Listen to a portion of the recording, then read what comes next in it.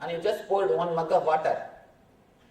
By mistake, the water showered on the anthill and all the ants are washed away. The same thing happened now in New Orleans, that's all.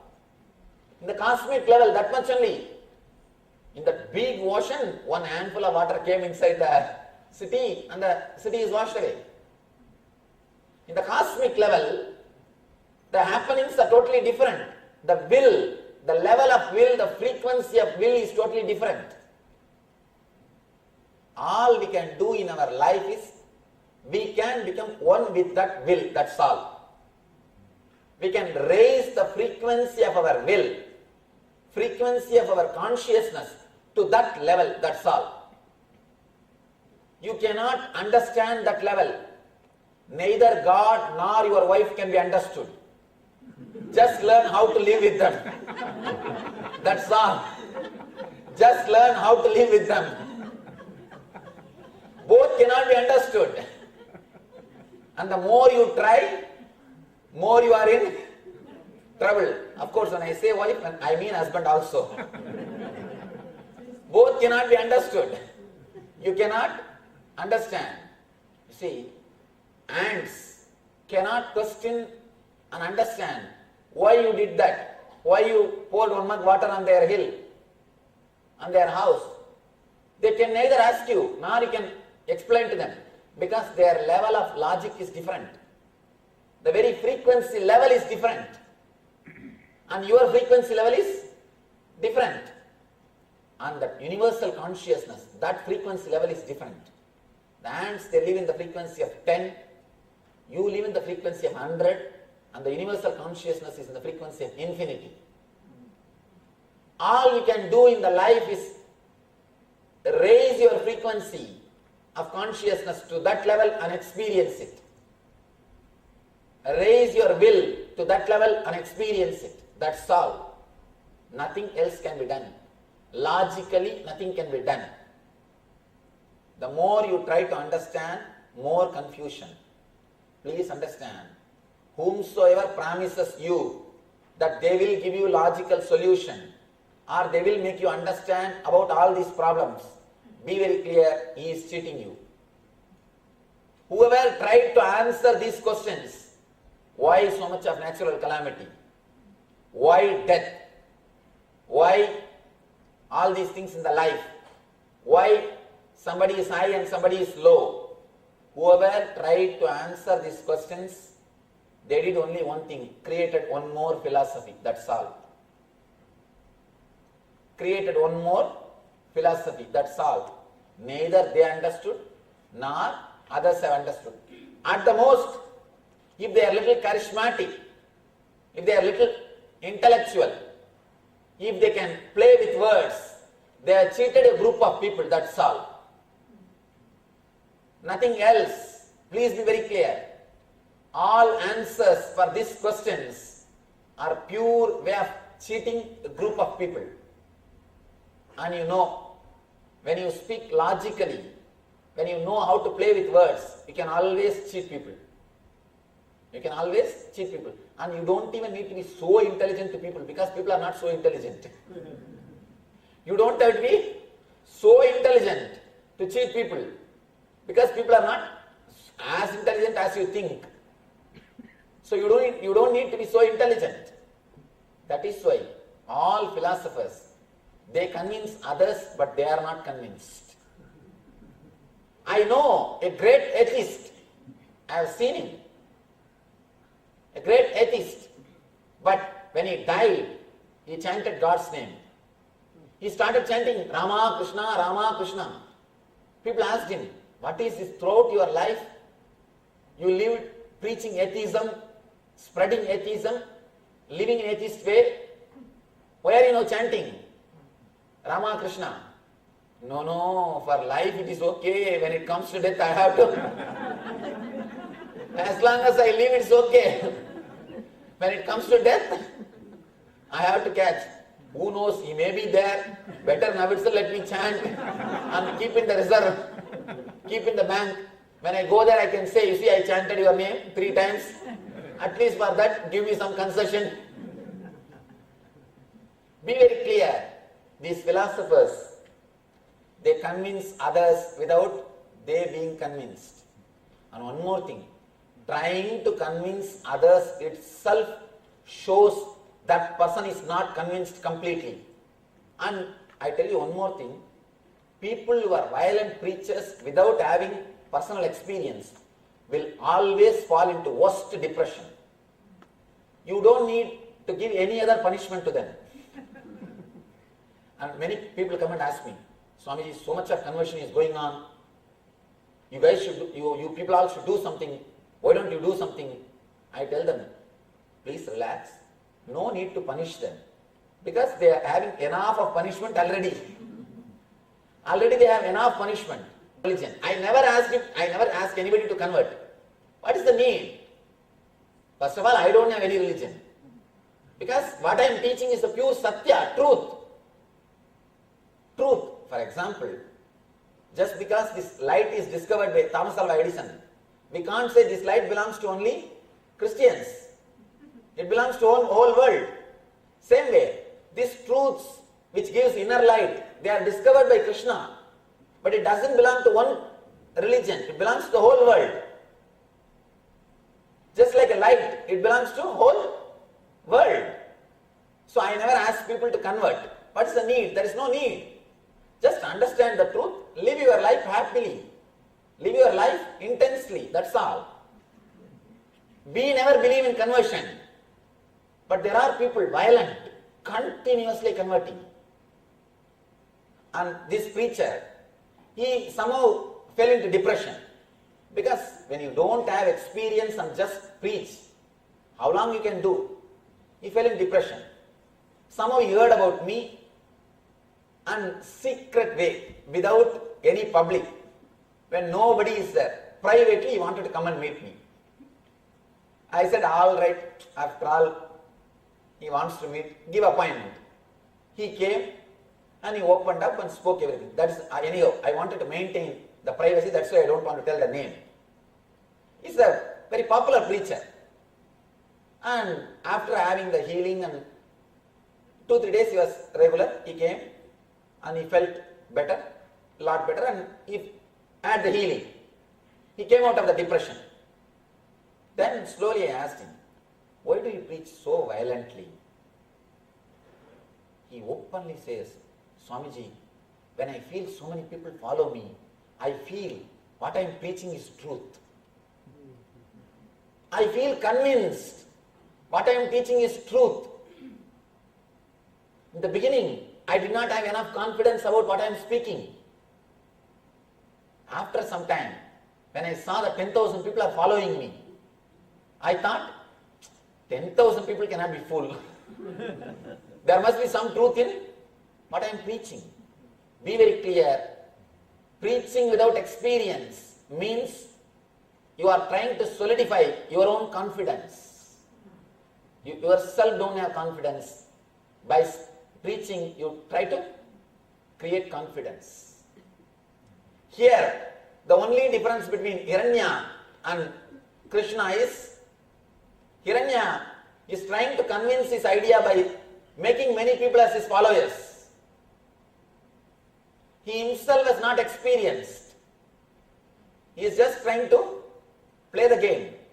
Krishna straight away gives the experience. Krishna declaring, I am God, is not for his ego. He is explaining for you to experience the truth. That's why he says, Arjuna, for your sake I am speaking these words. Beautifully, he gives the solid experience to Arjuna of the whole cosmic consciousness.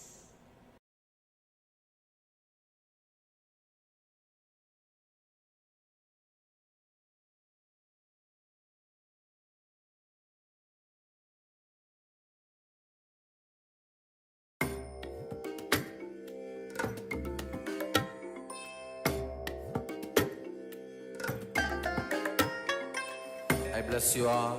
Let you all open all your 3 eyes and manifest the powers of Mahasadashiva. Om Nityananda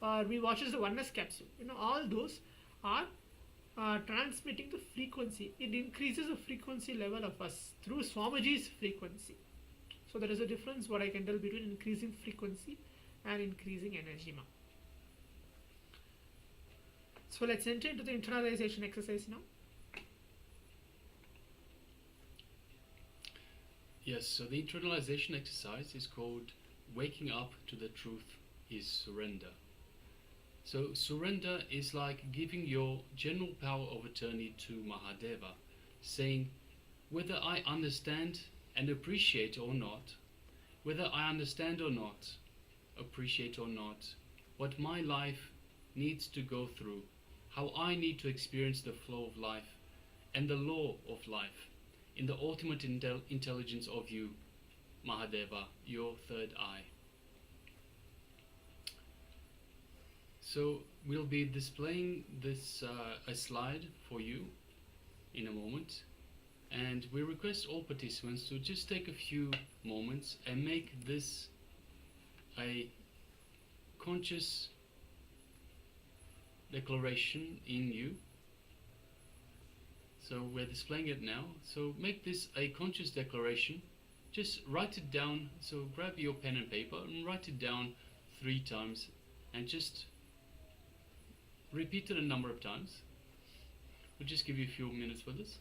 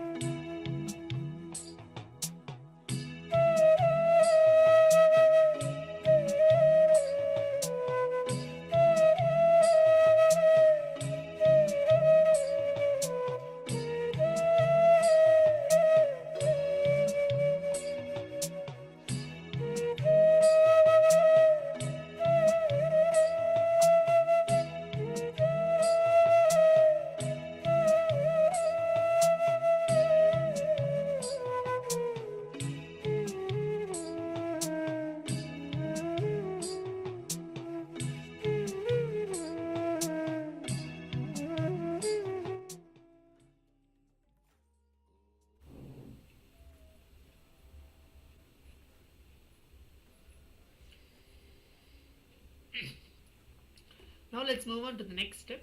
I hope all the participants written down to make what you want to make as a conscious declaration. Anything. Let's move on to the next step of the internalization exercise. Now take a moment to close your eyes and bring clarity to the declaration you are going to make. You are about to make. Start to reflect on the significance to give your general power returning to Mahadeva, to Paramashiva.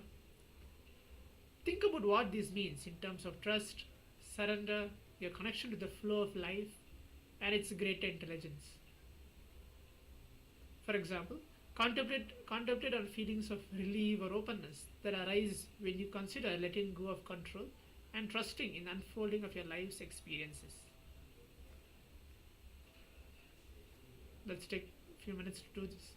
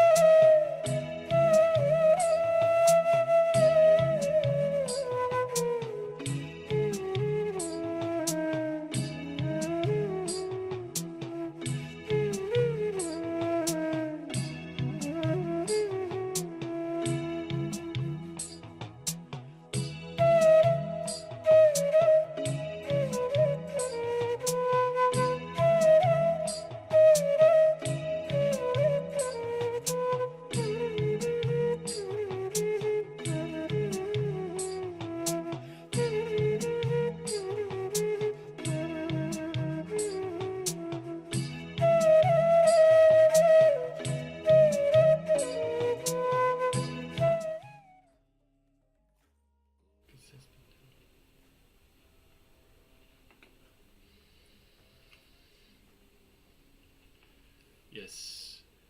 Let's move on to the next step. Now, let's make your declaration. So, using the following phrasing, declare your intention out loud or internalize it deeply in your mind.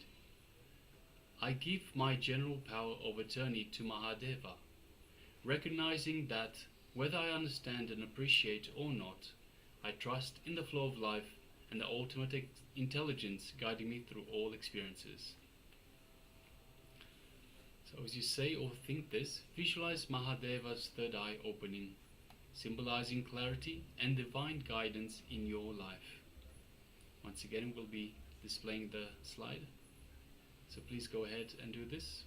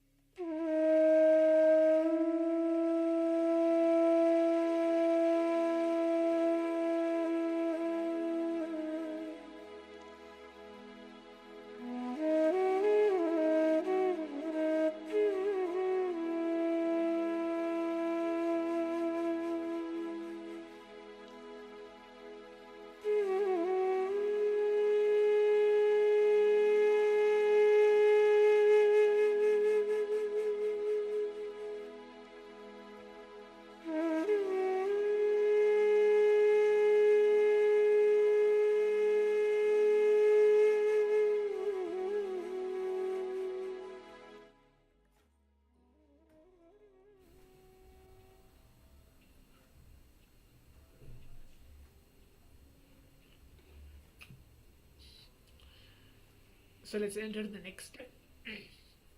Write down your declarations. Let's take a few minutes. Take a pen and paper and write down the declarations 3 times. As you write, focus on each word, feeling its weight and significance. Allow this act of writing to reinforce your commitment to this surrender. I'll just project the slides as well so the participants can write along or read along.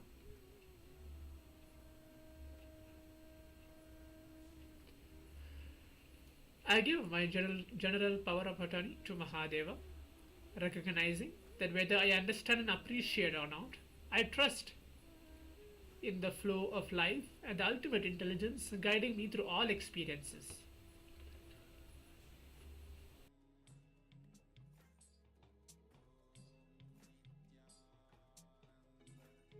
So please write it 3 times as how it is mentioned in the slides. Let's take a few minutes to do that.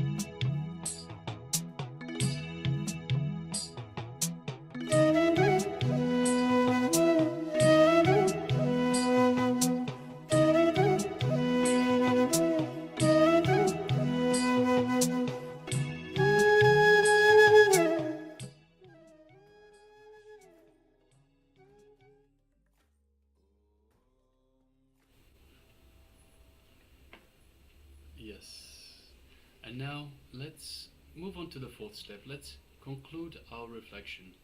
So after writing, just take a moment to sit in silence again. Feel the sense of openness and guidance that comes from this declaration.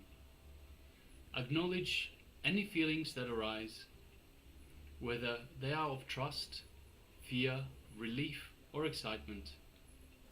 Just acknowledge them and understand that this is a journey of empowerment and of acceptance.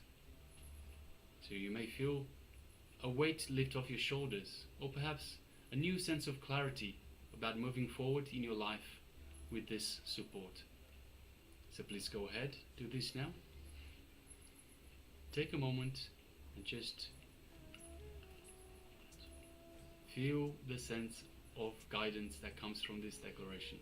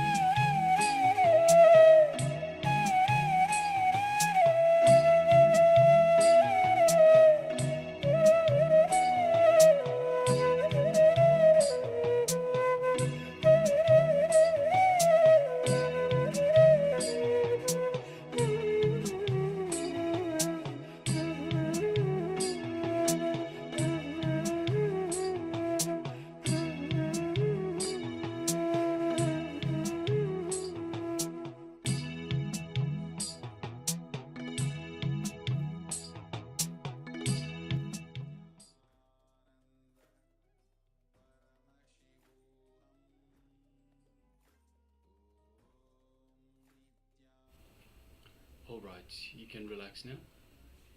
And just take a moment and let us know how you feel. So after you've made this conscious declaration, take a moment and let us know how you feel as a result of making this declaration, of surrendering to the Divine, to Mahadeva, to Paramashiva,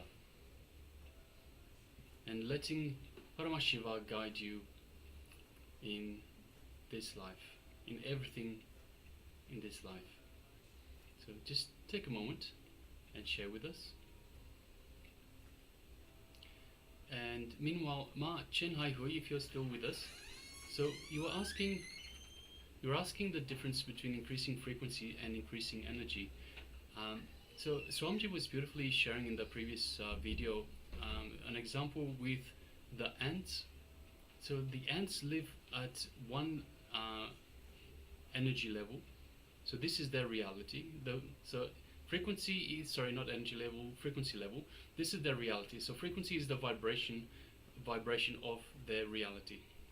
Then humans live at a higher level, at higher frequency, higher vibration. And Swamiji then said, the divine is at infinite level of vibration, of frequency. So this is what the difference, or increasing the frequency is. So Swamiji is infusing us with higher energy, higher frequency energy, in order for us to move further up towards the divine, so closer to the divine, so higher frequency energy. The energy itself, energy is everywhere. Energy is consciousness.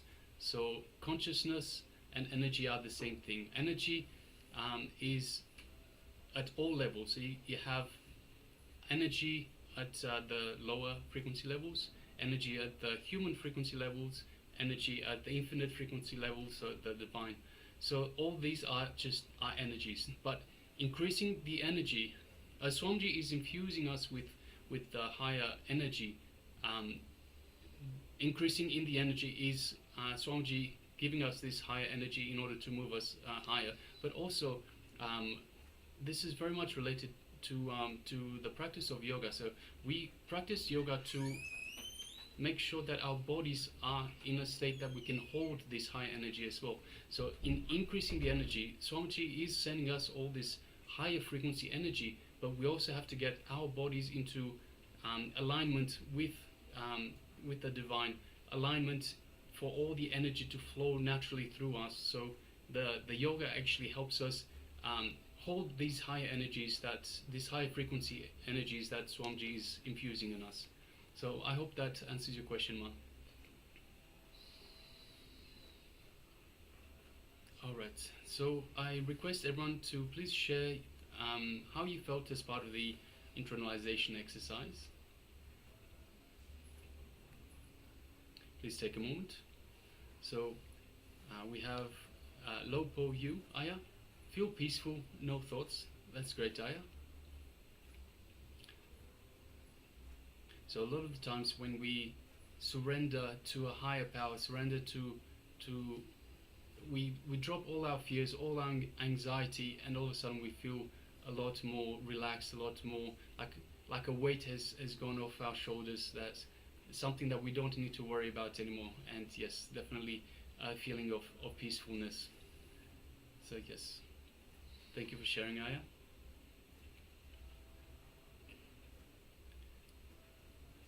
Alright, so next we'll be moving into a Kriya, and once again I request all participants to please come on camera.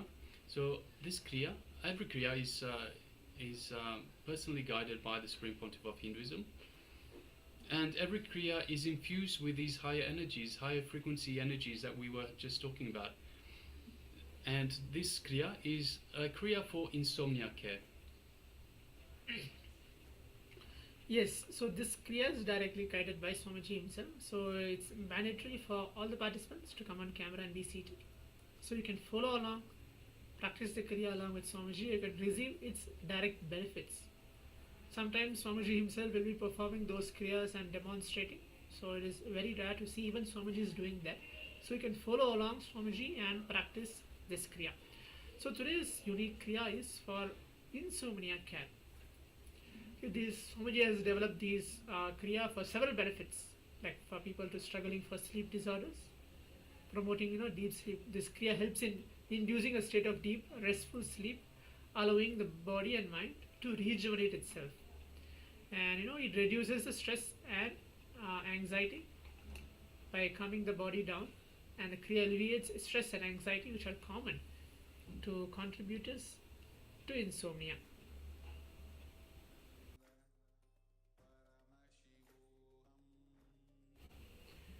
And then it improves it enhances our relaxation. All our breathing patterns and techniques used in this kriya promote relaxation, makes us easier to fall asleep without any incompletions, and it improves our sleep quality as well.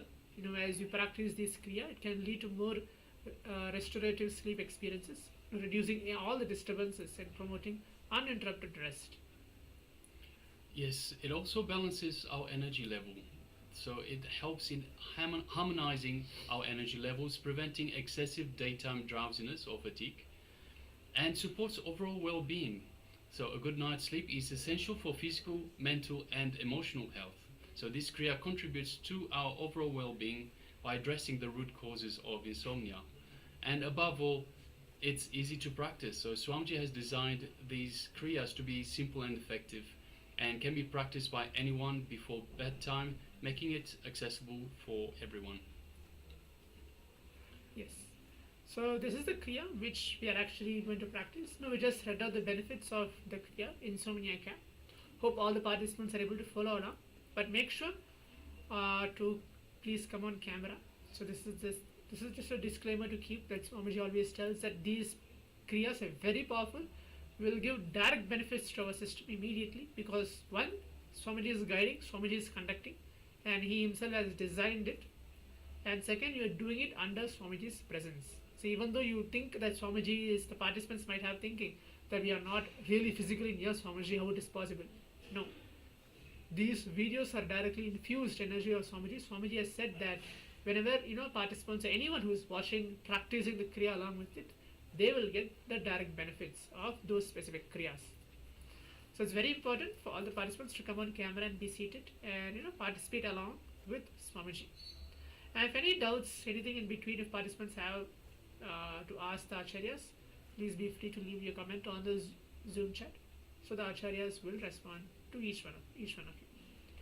So let's sit now. I hope all the participants are sitting comfortably to begin this kriya.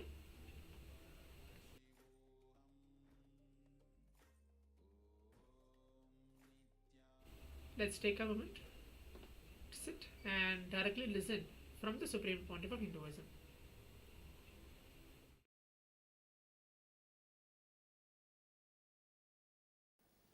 Today, we will start the Nitya Kriya for insomnia care. First step,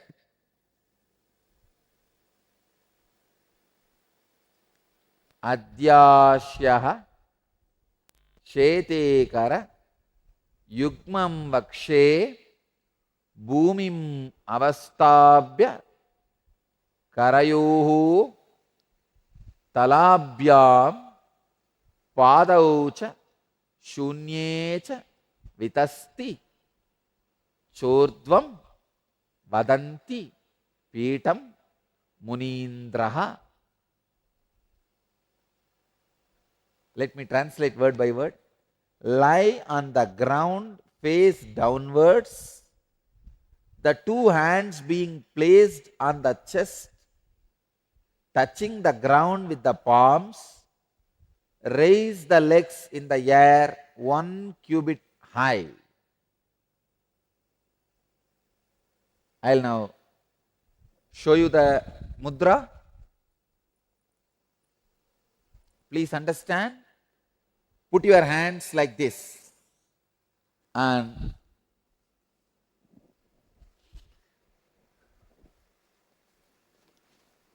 chest. Please let the palms be facing the ground. And on the palms put your chest and put your nose on the ground. Raise the whole body, lower body, including thighs, for 1 feet high.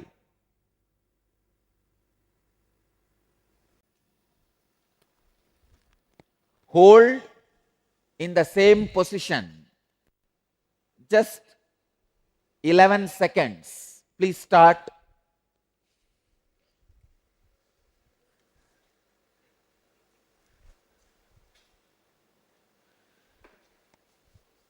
This is the kriya for insomnia. Insomnia care. Please start. All of you make enough space.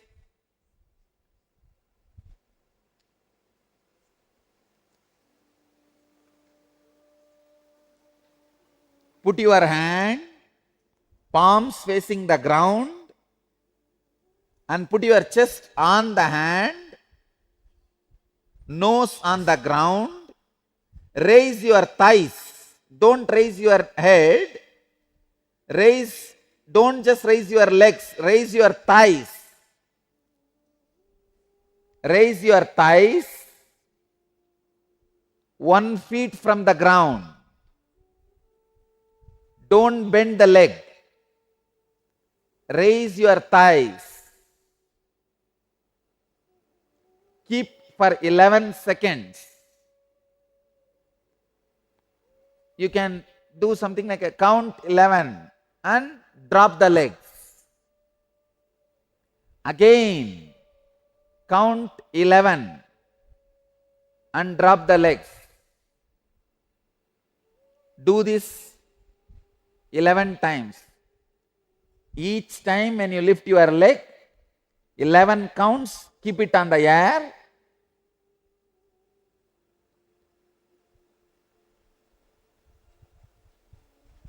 Drop it.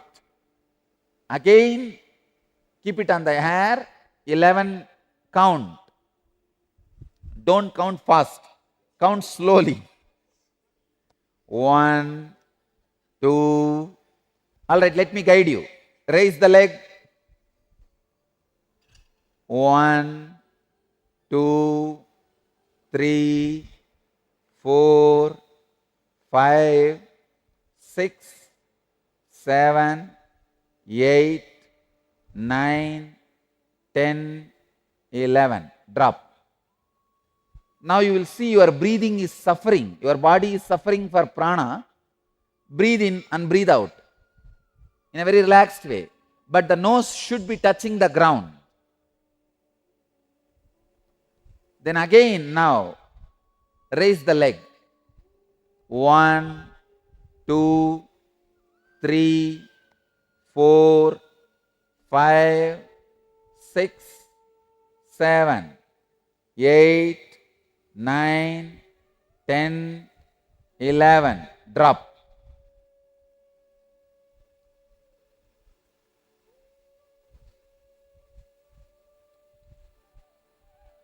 Raise the thighs. 1, 2, 3, 4, 5, 6, 7, 8, 9, 10, 11. Drop the legs. Now do it on your own. At least few more times. But every day when you practice, you should do it at least 11 times. 11 count each time, 11 times.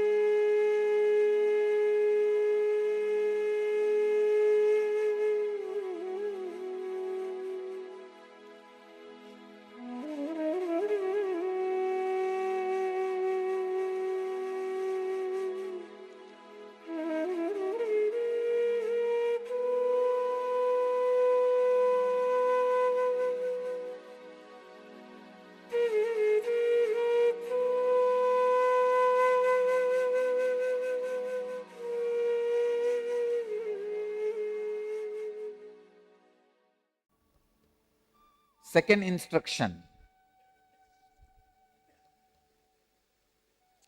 Please lie down and listen to the second instruction. Be in the same position.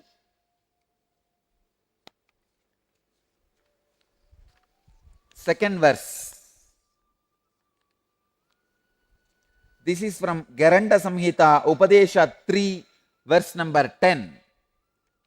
Utare paschimam danam naberurdvam tu karayet uttanam kurute yasmat avishrantam mahasraha uddiyanam tvasau bandha mrityu matanga kesari. Contract the bowels equably above and below the navel towards the back, so that the abdominal viscera may touch the back. He who practices this uddiyana, flying up without ceasing, conquers death. The great bird, breath, by this process is instantly forced up into the sushumna and flies constantly therein only. Let me give you the instruction. You can look up just to see the instruction. Please understand. Contract the bowels equably above and below towards the navel, towards the back. Please understand. The bowels above the navel and below the navel, contract them back.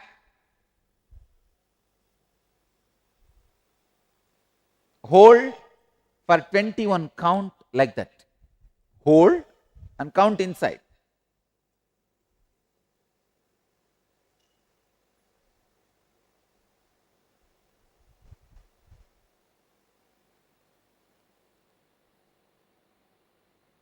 Hold 21 count, or at least as long as you can. Actually, because you are counting, when you can't, you will count quickly. So don't bother. So hold as long as you can. Understand? The bowels above navel and below navel, both part equably contract them towards up and back.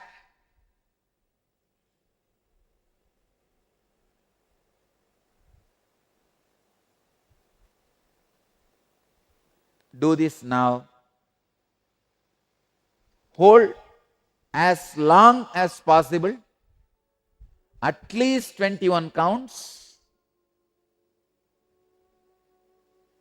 Your nose should be touching the ground.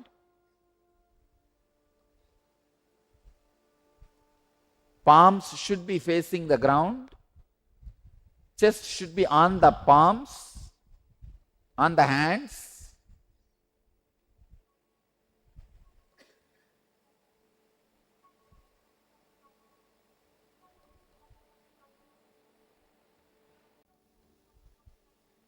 Hold as long as you can. When you feel you can't hold, relax and again hold. Hold and relax at least 21 times. Hold 21 times, relax 21 times.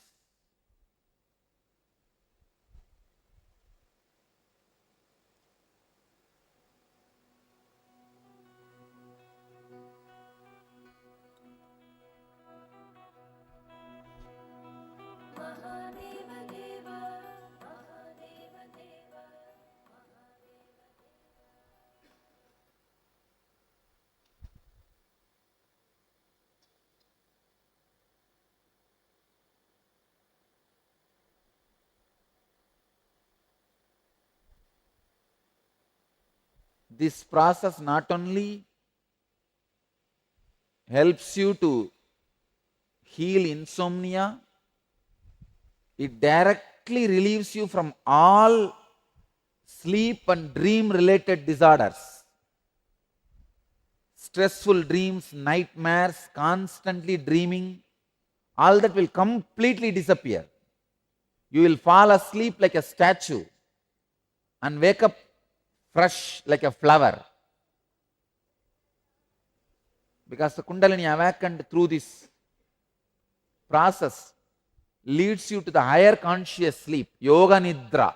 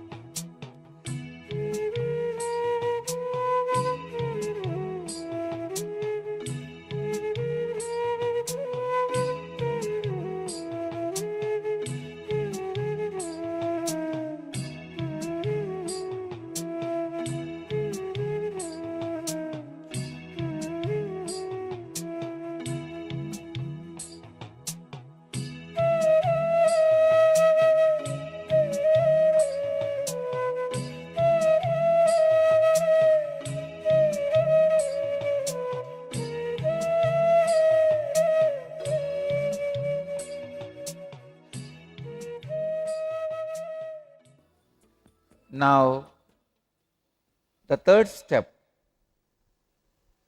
do raising the leg and Uddiyana Bandha both together. Please understand, hold your bowels up and back and raise the thighs both at a time. Hold as long as you can and relax. Do both now together, raising the leg and Uddiyana Bandha both.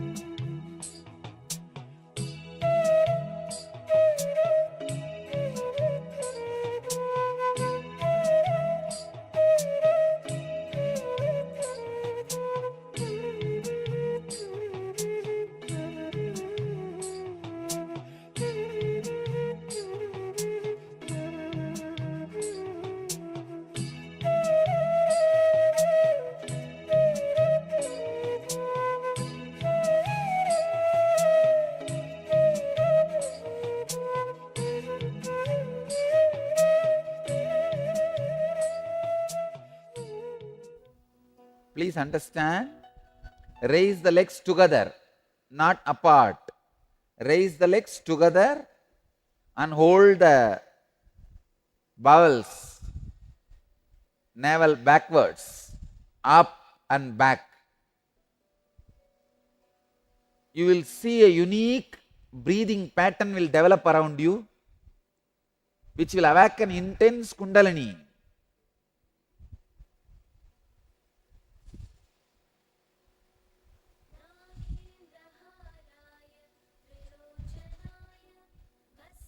There should not be any sound while you exhale or inhale.